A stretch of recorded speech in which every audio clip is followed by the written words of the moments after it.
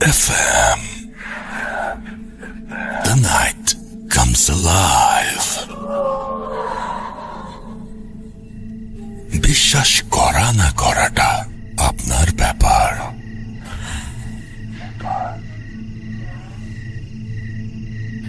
তো যাই হোক, এখন চলে যাব ঘটনায় এবং প্রতিদিনের মতো এই ঘটনাটা, আজকের যে ঘটনাটা, সেই ঘটনাটা শুরু করবো একটা ইমেল দিয়ে, যে ইমেলটি আপনি পাঠিয়েছেন, এবং আশা করছি যে সেই ঘটনাটাও আপনাদের ভালো লাগবে। আমি পোস্ট করে দিলাম আজকের যে অতিথিরা আছেন তাদের যে ছবিটা, সেই ছবিটা আমি পোস্ট করে দিলাম, আপনারা এখন পেয়ে যাবেন সেটা।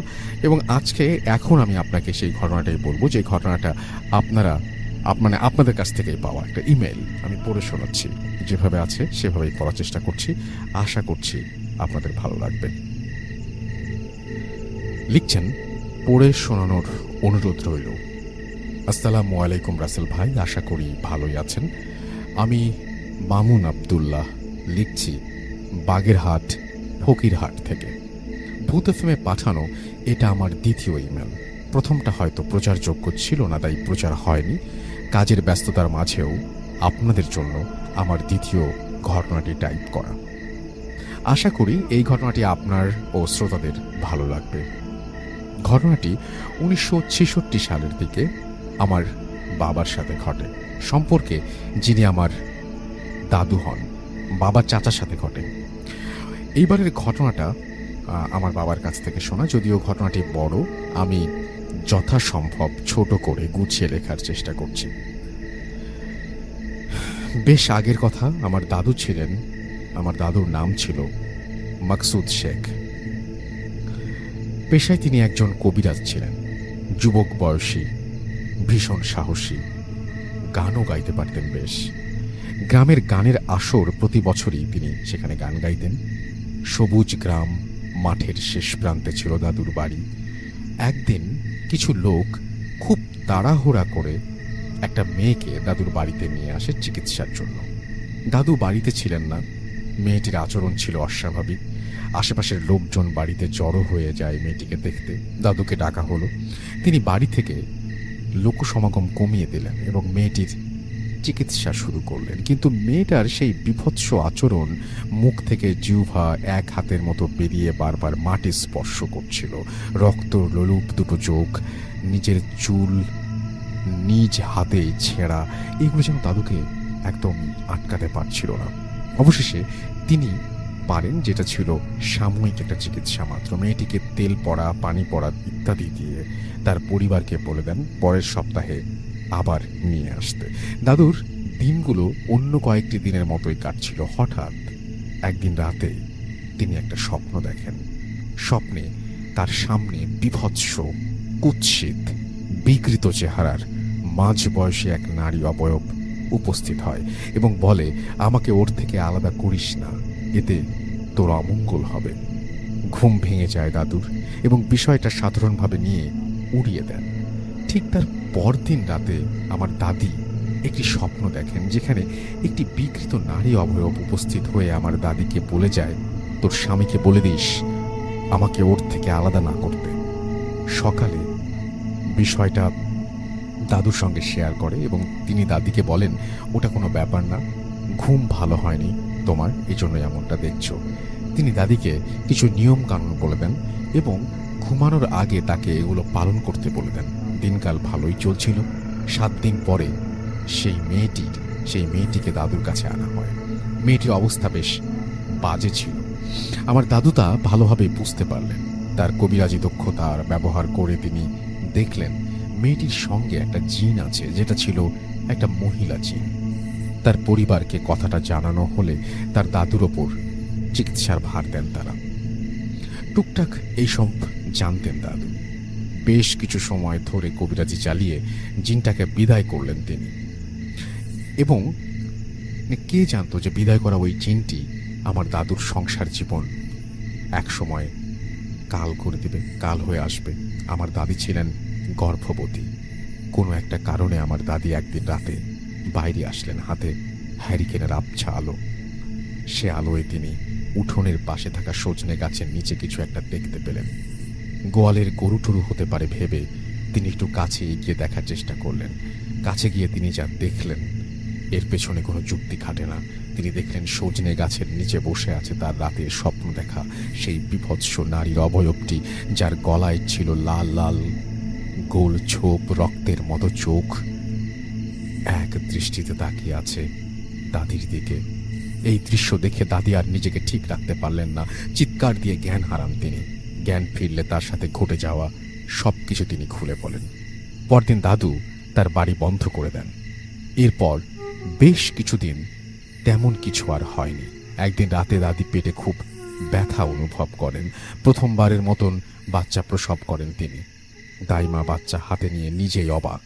বাচ্চাটি ছিল মৃত এবং তার গলায় ছিল লাল লাল ছোপ, চোখ দুটো ছিল রক্তের মতো লাল, যেন দাদির সেই রাতে সজনে গাছের নিচে দেখা সেই নারীর অবয়বের একটি মূর্তি। পরিবারের শোকের ছাপ, তাড়াতাড়ি দাফন কার্য শেষ করা হয় বাচ্চাটার। এই মর্মান্তিক ঘটনার পর 2-3 মাস সবকিছু স্বাভাবিক ছিল। একদিন পাশের গ্রামের একটা পালা গানের মঞ্চে ডাক পান দাদু। সময় মতো সেখানে উপস্থিত হন। অনুষ্ঠান শেষ করে মাঝরাতের দিকে বাড়ির উদ্দেশ্যে রওনা করলেন। কে জানত ওই রাতে আশাতীত একটা ভয়ঙ্কর ঘটনা ঘটে যাবে তার সাথে। বাড়ি ফেরার পথ ছিল একটা নদীর রাস্তা ধরে ওই রাতে খেয়া ঘাটে পৌঁছালেন দাদু। একটা মাত্রই ডিঙি ঘাটে ছিল। নদী পার হলেন তিনি। নদীর অদূরে ছিল একটা শ্মশান ঘাট, যেটার সামনে থেকেই বাড়ি আসতে হতো। শ্মশান ঘাট পার হলেন। ঘুটঘুটে অন্ধকার, নিস্তব্ধতা বিরাজ করছিল চারিদিকে। হাতে 3 ব্যাটারির একটা টর্চ নিয়ে এগিয়ে যাচ্ছিলেন। হঠাৎ তিনি নাকে খুব বাজে একটা গন্ধ পেলেন এবং অনুভব করলেন তার পেছনে কেউ একজন আছে। হতে পারে গ্রামের অন্য কেউ, এটা ভেবে টর্চটা ঘুরিয়ে মারেন, কিন্তু কিছুই দেখতে পান না। তার মনের মধ্যে একটা কামড় দিয়ে উঠল। জলদি দোয়া পড়ে নিজের শরীরটা বন্ধ করে নেন এবং আবার বাড়ির পথে যাত্রা শুরু করেন। কিন্তু তার মধ্যে একটা অস্বস্তি কাজ করেই যাচ্ছিল। মাঠের শেষে ছিল কাঁঠাল তলার সেই বিরাট বাগান। দিনের বেলা একা সেখানে কেউ যায় না, আর রাতের বেলা ওখান দিয়ে আসা রীতিমতো অসম্ভব। দাদুর চলাচল ছিল ওই রাস্তা দিয়ে, তবুও ওই রাতে ওখান দিয়ে যেতে হবে এটা ভেবে নিজে নিজে একটু ঘাবড়ে যাচ্ছিলেন। কি আর করার, রাত্রি অনেক হয়েছে। অল্প সময়ে বাড়ি যেতে হলে সেই রাস্তাই ধরতে হবে। তাই বেশি কিছু না ভেবে ওই রাস্তা দিয়ে বাড়ির পথে যাত্রা শুরু করলেন। বেশ কিছু দূর এগিয়ে যাবার পর তার নাকে তিনি গন্ধটা পেলেন। গন্ধটা স্বাভাবিক থেকে তীব্রতর হতে লাগলো।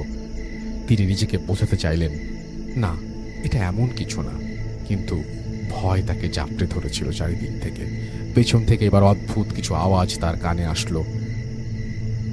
তিনি পেছনে একবারও তাকাননি, তাই টর্চ হাতে সোজা এগিয়ে যান। হঠাৎ তার মনে হলো শুকনো পাতার ওপর দিয়ে কেউ হাঁটলে যেমন মরমর আওয়াজ হয়, এমন আওয়াজ করে কেউ একজন তার পাশে হাঁটছে। মনের অজান্তে পাশের ভয়ঙ্কর বাগানের দিকে তার টর্চের আলো চলে যায়।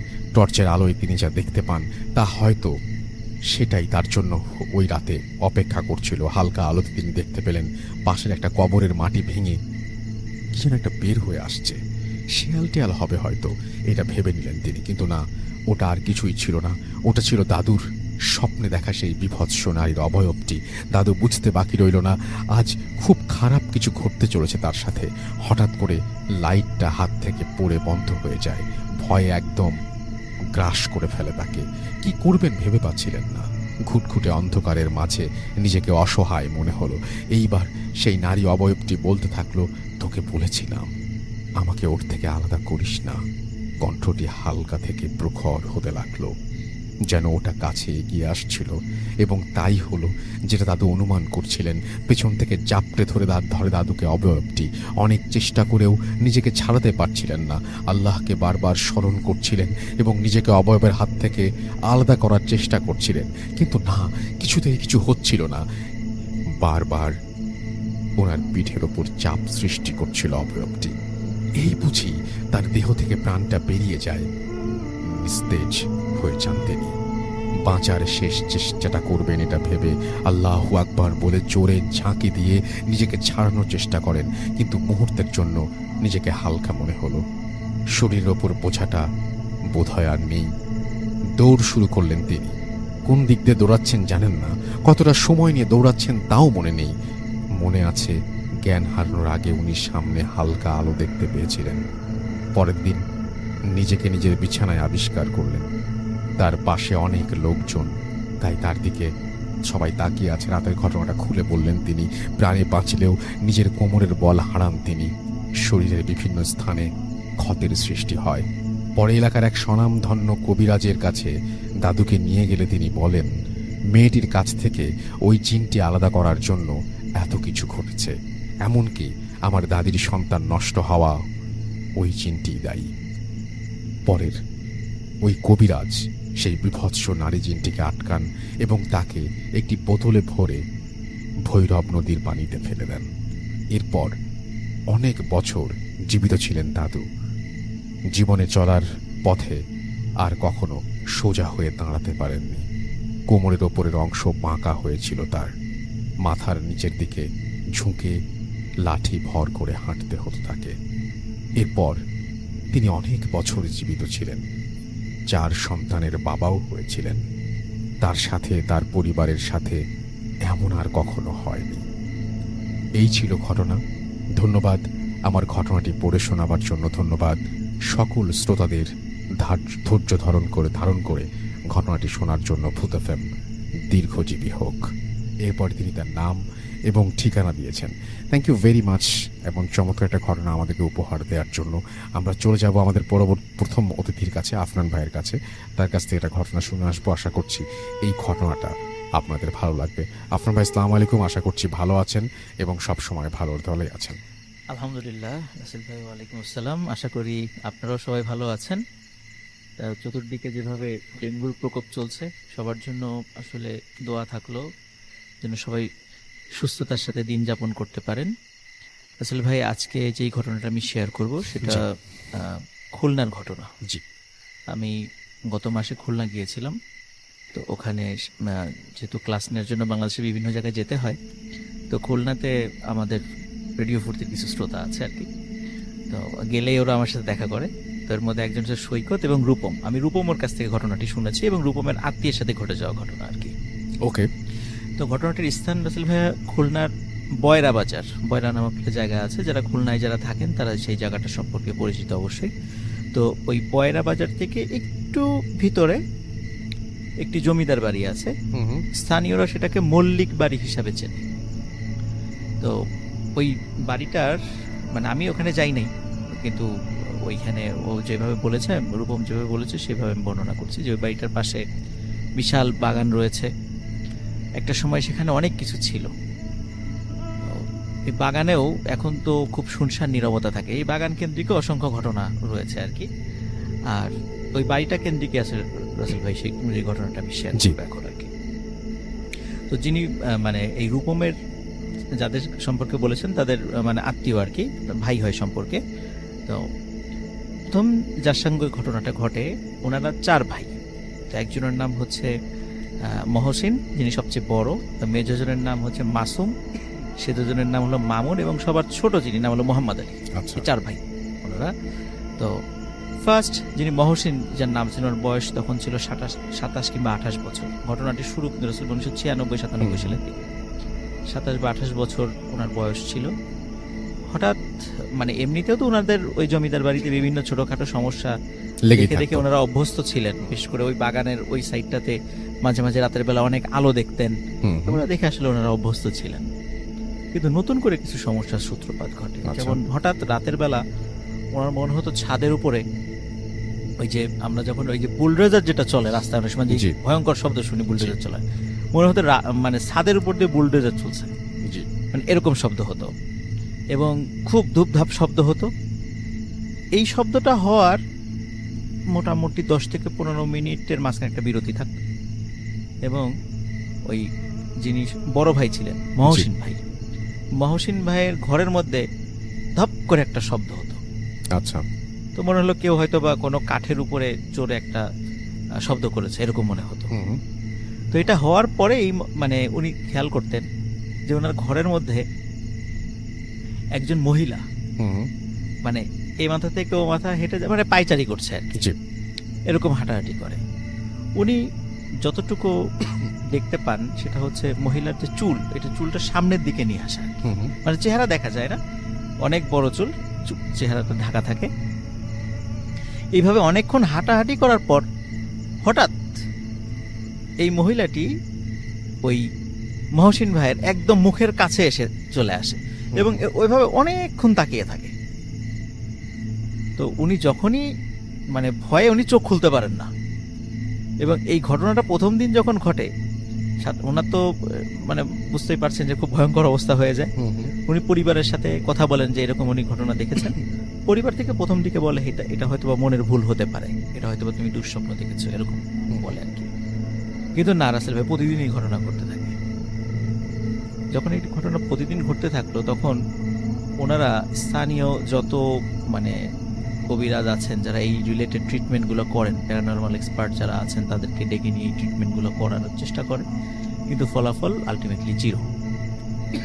প্রতিদিন একই ঘটনা এরকম, ঠিক রাতের বেলা মধ্যরাত্রে বা রাত্রের শেষ দিকে আজানের আগে হঠাৎ ধপ করে একটা শব্দ হয় ঘরের মধ্যে। প্রথম দিকে হলো ছাদে ওই শব্দটা হয়, এর খানিকক্ষণ পরে এই ঘরের মধ্যে ধপ করে শব্দ, তারপর এই যে হাঁটাহাঁটি শুরু হয় এবং হাঁটাহাঁটির এক পর্যায়ে হঠাৎ মুখের সামনে চলে আসে ওই অবয়বটা এবং অনেকক্ষণ তাকিয়ে থাকে, অনেকক্ষণ একভাবে কোনো নড়াচড়া নেই, মনে যে স্ট্যাচুর মতো, মূর্তির মতো অনেকক্ষণ তাকিয়ে থাকে।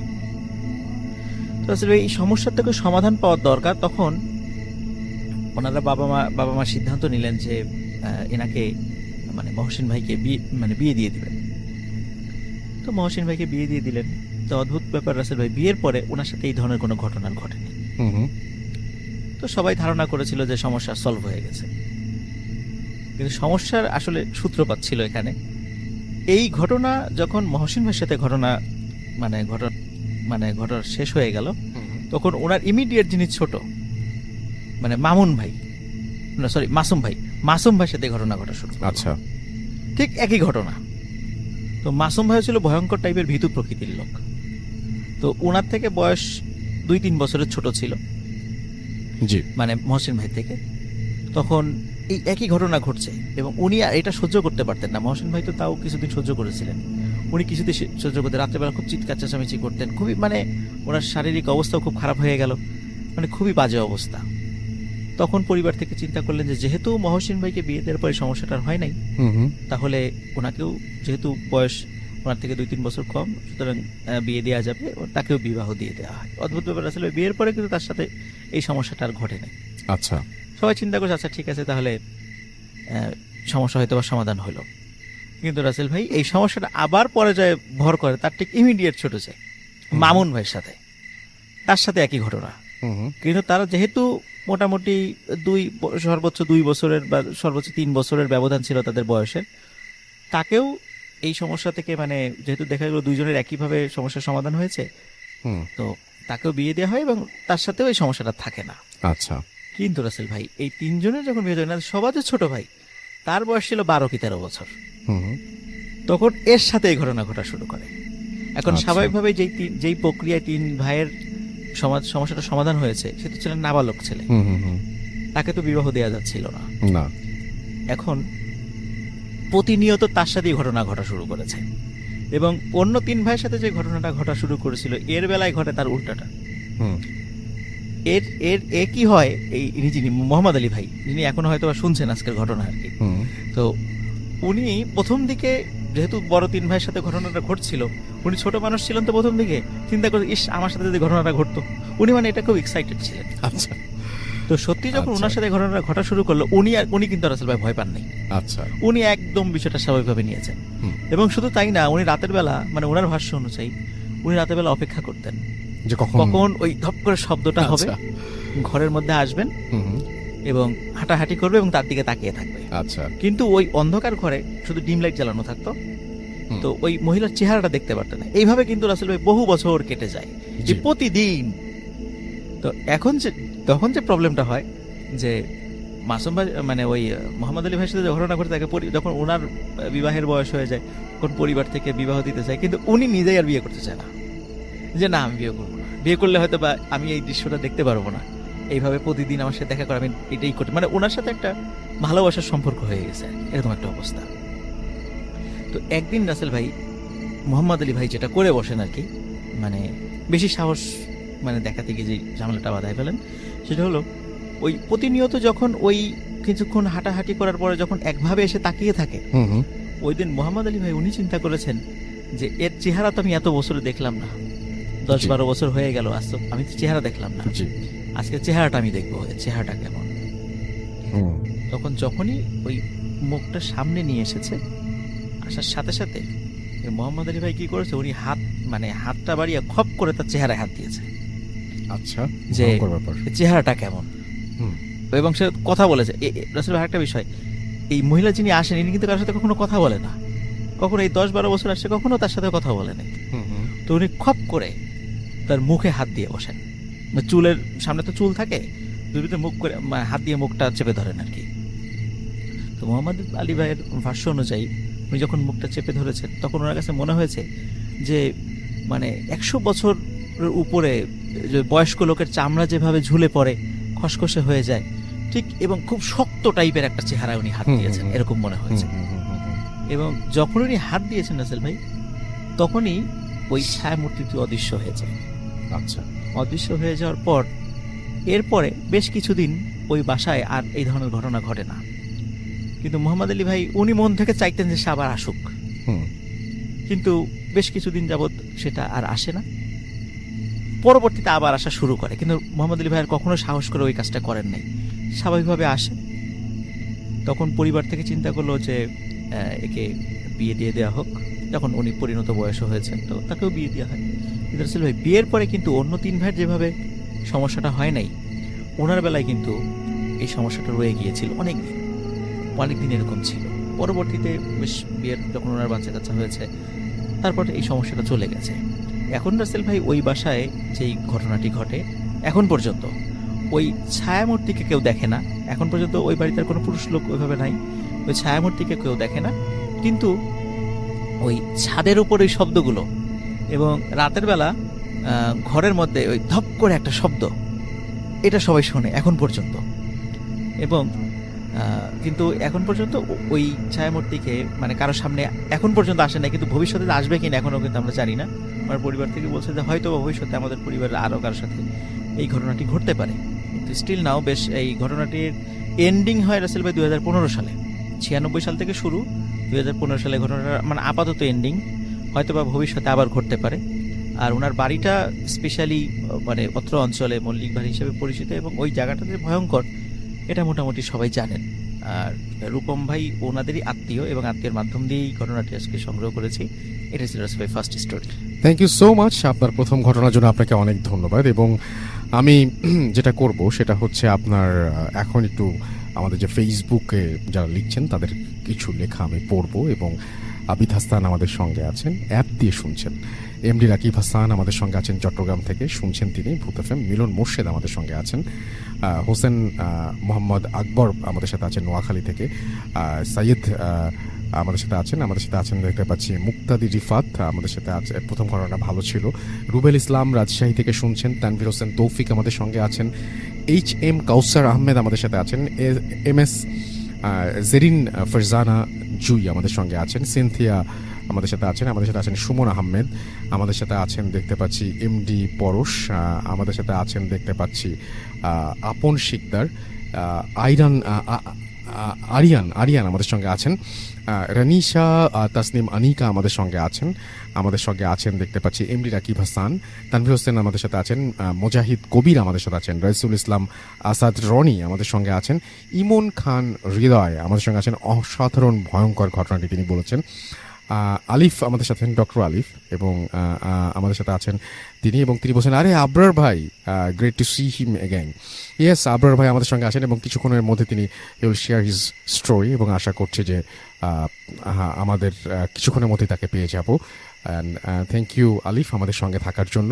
এমডি রাফিউল আলম শাওন আমাদের সাথে আছেন। তানজিম ফারাবি আমাদের সাথে আছেন। বাহার উদ্দিন শাহিন আমাদের সাথে আছেন। রুবেল আমাদের সাথে আছেন। শাকি আমাদের সাথে আছেন। রাকিব আহমেদ এছাড়া আমাদের সাথে আছেন দেখতে পাচ্ছি আল শাহনাজ শাহনেওয়াজ নিয়ন সহ আরও অনেকেই। তো আমরা চলে যাব আমাদের দ্বিতীয় অতিথির কাছে, এবং তিনিও একটা ঘটনা আমাদের সাথে শেয়ার করবেন। তিনি এসেছেন নরওয়ে থেকে। আমরা চলে যাই তার কাছে। আপনার নামটা প্লিজ একটু বলবেন, আপনার কোথায় থাকেন আপনি সেটা একটু জানাবেন, তারপরে আপনার ঘটনা শুনবো আমরা। আসসালামু আলাইকুম। ওয়ালাইকুম সালাম। আমার নাম তুহি। আমি এসেছি অসলো, নরওয়ে থেকে। আমি আপাতত ওখানে একটা জব করছি, একটা অ্যাপারেল কোম্পানিতে ম্যানেজার পোস্টে, এবং আমি আছি একদম অসলো সিটিতে। আপনার সঙ্গে আপনার হাজবেন্ড আছেন? আমার সাথে আমার হাজব্যান্ড আসছে আজকে। জি। কারণ আমি যে কাহিনীটা এখন শেয়ার করব সেটা অসলোতেই ঘটা। অ্যাকচুয়ালি এই বছরে 2-3 মাস আগে হবে। ওখানে আমরা একটা জায়গায় ঘুরতে যাই। আসলে ইউরোপে বেশ কিছু অ্যাবান্ডেন্ড প্লেসেস থেকে যায়, কারণ যেহেতু পপুলেশনস কম, আর এটা আসলে অনেক প্রাচীন সভ্যতা। তো দেখা যায় যে কিছু রুইন্স থাকে বিভিন্ন জায়গায়। চার্চ হতে পারে, কোনো এলাকা হতে পারে, কোনো বাড়ি হতে পারে, হসপিটাল হতে পারে। ঠিক সেরকমই অসলোতে একটা জায়গা আছে, যে জায়গাটার নাম হচ্ছে NES, ছোট একটা নাম। তো সেই জায়গাটাতে একটা চার্চ আছে, যে চার্চটা আজ থেকে 1000 বছর আগে কোনো একটা অ্যাক্সিডেন্টাল ফায়ারে পুড়ে, মানে এটা এখন আর অ্যাবান্ডেন্ট, মানে এখানে আর কেউ যায় না। তো এটা আগুন কিভাবে লাগে আসলে এটার কোনো কারণ কেউ বলতে পারেনি। সামহাও একটা অ্যাক্সিডেন্ট হয়, অ্যান্ড ওখানে যারা ছিল of course they are dead. But এটার পর থেকে ওই জায়গাটার বিশেষত যেটা ছিল, যে ওই জায়গাটা একটা সুইসাইড পয়েন্টে পরিণত হয়। এখন এই জিনিসগুলো আসলে আমরা ওখানে থাকতে থাকতে আসলে এগুলো শুনি, লোক মুখেও শুনি, বা নেটেও সার্চ করে দেখি যে হয়তো একটা সুইসাইড পয়েন্ট হয়ে যায়। বিকজ ওখানে যারাই যায় ডিপ্রেশনে চলে যায়, কারণ অনেকেই কিউরিওসিটি থেকে যায়, অনেকে মেবি দেখা যায় যে শখের বসে গেছে বা ঘুরতে গেছে, তো ওখানে ডিপ্রেসড হয়ে যায়। আর সেই চার্চের পেছনে একটা পুকুর আছে, ওখানেই অনেকে গিয়ে জাম্প করেছে, এরকমও স্টোরি আছে। আর যেহেতু চার্চ, তো পাশে একটা গ্রেভইয়ার্ড অবশ্যই চার্চের পাশে অলওয়েজ থাকে। আর ওই গ্রেভইয়ার্ডে যতগুলো কবর ছিল, মানে যা দেখে এসেছি, সবগুলোই কিন্তু সুইসাইড কেসে মারা যাওয়া আর কি। এবং ওখানে যে ফাদারটা লাস্টে ছিল আর কি, মানে চার্চের রক্ষণাবেক্ষণে, সেও সামহাও সুইসাইড করে। তো এত কিছু শোনার পরে আসলে আমরা বলি যে আচ্ছা ঠিক আছে, let's go and have a look, যে আসলে কি জিনিসগুলো সত্যি নাকি ম্যান মেড স্টোরিজ। আর নেক্সট জায়গাটা ছিল সিটি থেকে অনেক দূরে, প্রায় আমরা we had to travel around 2.5 hours, অনেক দূরে ছিল, আর খুবই নির্জন একটা জায়গায় ছিল। এবং ওই জায়গাটা যেটা হলো যে Norway is a free land যেটাকে বলা হয়, কারণ যে কেউ পারমিশন ছাড়া যে কোনো জায়গায় যে কোনো টাইমে যেতে পারে। বাট ওই জায়গাটাতে গভর্নমেন্টের পক্ষ থেকে একটা টাইমের পরে যে একটা সিল্ড করে দেওয়া হয়, গেট টেনে দেওয়া হয়। এখন এটা কেন আমি জানি না, মানে এটা কি ভূত প্রেতের কারণে নাকি অন্য কোনো কারণে হতে পারে। তো ওখানে যখন আমরা যাই একদম ভর দুপুরে গেছিলাম, কারণ আমরা জানি যে সন্ধ্যার দিকে বা ভর দুপুরে আসলে যদি কিছু এক্সপিরিয়েন্স করতে হয় বা কোনো প্যারানর্মাল কিছু দেখা যায়, এই দুইটা টাইম বেস্ট। তো ওই টাইমটাতে যাওয়ার পরে, আর আমরা যতটুকু জানি যে বাইরে আসলে কুকুর হোক, বিড়াল হোক, মানে যে পেটসগুলো থাকে, এগুলো অলওয়েজ পেটস থাকে, ওয়াইল্ড কিন্তু আসলে এরকম সিটির মধ্যে বা এই ধরনের লোকালয়ে দেখা যায় না সচরাচর। এটা আসলে খুবই অ্যাবসার্ড। বাট ওখানে আমরা যখন জাস্ট গেলাম, বাস থেকে নামলাম, নেমে হাঁটা স্টার্ট করলাম, দেখলাম যে একদম মানে চার্চের সীমানা যখন ঢুকবো জাস্ট ওই টাইমটাতে একটা কুচকুচে কালো বিড়াল, একদম বিড়ালের সাইজটা মানে একটা বলবো যে এক প্রকার মানে ছাগলের সাইজের কাছাকাছি, অনেক বড় অ্যান্ড ভেরি উইয়ার্ড, আর খুবই জঘন্য দেখতে, মানে যেটাকে বলেন ভয়ঙ্কর। আর একটা ওয়াইল্ড ক্যাট, অফকোর্স এটা কারো পেট হতেই পারে না। সে ওখানে গিয়ে এমনভাবে আমাদের রাস্তাটা আটকে দাঁড়িয়েছে, একটু একটা দূরত্ব বজায় রেখে, যে যেন কিনা মানে বিড়ালটা জাস্ট স্টেয়ার করে আছে আমার দিকে। হি ইজ জাস্ট স্টেয়ারিং, মানে আমার মনে হচ্ছে সে এখন কথা বলতে জানতো, সে আমাকে জিজ্ঞেস করতো যে মানে আমাকে আমার নাম ধাম জিজ্ঞেস করা শুরু করতো, মানে এই ধরনের একটা জিনিস। এবং সে পুরো স্টেয়ার করেছিল, আমরা ওয়েট করছিলাম লেট হিম পাস। বাট আমরা যেহেতু জানি একটা সুপারস্টিশন, যে যদি একটা কালো বিল্লি আমাদের পথ আটকে দেয় বা ক্রস করে আমাদেরকে, ওই রাস্তাতে দেয়ার ইজ সামথিং রং, আমাদের আসলে আগানো উচিত না। কিন্তু দুর্ভাগ্যবশত চার্চে যাওয়ার একটাই রাস্তা ছিল, so we did not have any escape path, আমাদের ওখান দিয়ে যেতে হবে। সামহাও বিড়ালটা চলে যায়, কিন্তু যেতে যেতে সে বারে বারে টার্ন করতে থাকে আমাদের দিকে। I don't know what does that mean. পরে আমরা গেলাম, বাট আশ্চর্যজনক হচ্ছে কি, ওই বিড়ালটা যেটা ক্রস করলো ওই জায়গাটাতে যখন আমরা জাস্ট স্টেপ করলাম, তখন থেকে মি মানে আমার হাজব্যান্ড না, I have started feeling something. মানে আমি জানি না, মানে আমি আস্তে আস্তে না, মানে হঠাৎ করে মনে হচ্ছে যে দুনিয়ার যত ভারী কি জিনিস আছে আমার মন খারাপ হওয়া শুরু করলো। আমি যত আগাচ্ছি চার্চের দিকে মনে হচ্ছে যে I am very sad, I don't no Y, but আমি খুবই খুবই ডিপ্রেশনে চলে গেলাম। এবং ওখানে মানে ওয়েদারটাও অফকোর্স অনেক উইন্ডি ছিল, আর মানে একদম লোকজনের যাওয়া আসা না থাকলে যেরকম হয় ভূতরে একটা পরিবেশে, দিনের আলোতেই ওরকম লাগছিল। ভাঙা একটা চার্চ দেখলাম, ফাইন গেলাম, এবং পুকুরটাও দেখলাম যে হ্যাঁ এরকম। যখন গ্রেভিয়ারটার কাছে গেলাম দেখলাম যে মানে মনে হচ্ছে যে এতই, আই কুড লিটারেলি ফিল, মানে এখন হয়তো এটা বললে এভাবে বোঝানো যাবে না, কিন্তু আমি যখন ওখানে ছিলাম আমার কাছে লিটারেলি আমার কাছে মনে হচ্ছিল যে I could feel their pain, না যে মানে ওরা কত কষ্ট করে মারা গেছে, মানে আমার কাছে এরকম মনে হচ্ছিল, বিকজ আমি যেহেতু বললাম যে ওখানে সবাই সুইসাইড করে মারা গেছে। এবং ওখানে কেউ আমার কাছে মনে হচ্ছে I could literally feel their pain, যে হারে বেচারা ভিতরে শুয়ে আছে, তার না জানি কত কষ্ট হচ্ছে, এরকম একটা ব্যাপার স্যাপার। আমার হাজব্যান্ড অ্যাজ ইউজুয়াল সে এদিক ওই দিক দেখছে, তাকাচ্ছে, মানে আসলে সে কিছু হিস্ট্রিজ পড়ছিল আর বলছিল হচ্ছে let's take some snaps, because এখানে তো আমরা সবসময় আসবো না, ছবি টবি নিয়ে যায় লোকজনকে দেখাতে পারবো। He was making fun of it, he was very normal. But আমার কাছে মনে হচ্ছে যে no, I am trapped somewhere. মানে আমি এটা বলে বোঝাতে পারবো না, কিন্তু আমি আসলে এই কাহিনীগুলো আমার হাজব্যান্ড থেকে শুনে বাসায় আসার পর, কারণ আমি তখন জানি না যে আমি তখন কিসের ভিতর দিয়ে যাচ্ছি, আমি তো আমার নিজেকে দেখতে পাচ্ছিলাম না। আমি ওখানে গেলাম চার্চে, যেখানে গেস্টরা বসে থাকে, ভাঙা চেয়ারগুলো, মানে চেয়ার মানে উডেন শিল্ডের মতন, মানে পুড়ে গেছে, পুড়ে একদম কয়লা হয়ে গেছে আর কি, কিছু কিছু রুইন্স ছিল। জাস্ট আমি ওখানে বসে এক দৃষ্টিতে যেখানে জিজাসের ইয়েটা ছিল, স্ট্যাচুটা ছিল, আমি ওদিকে জাস্ট তাকিয়ে আছি, বাট সামনে কিন্তু কিছু নাই, একদম পুরো ভাঙা টেবিল সব কিছু। তারপর আমার হাজব্যান্ড এসে আমাকে লিটারেলি আমাকে জাস্ট গায়ে মানে আই কি মানে ওয়ার ইউ লস্ট এই ধরনের কিছু একটা। আমি তারপরে সামহাও বললাম যে আচ্ছা আমরা না এখান থেকে চলে যাই।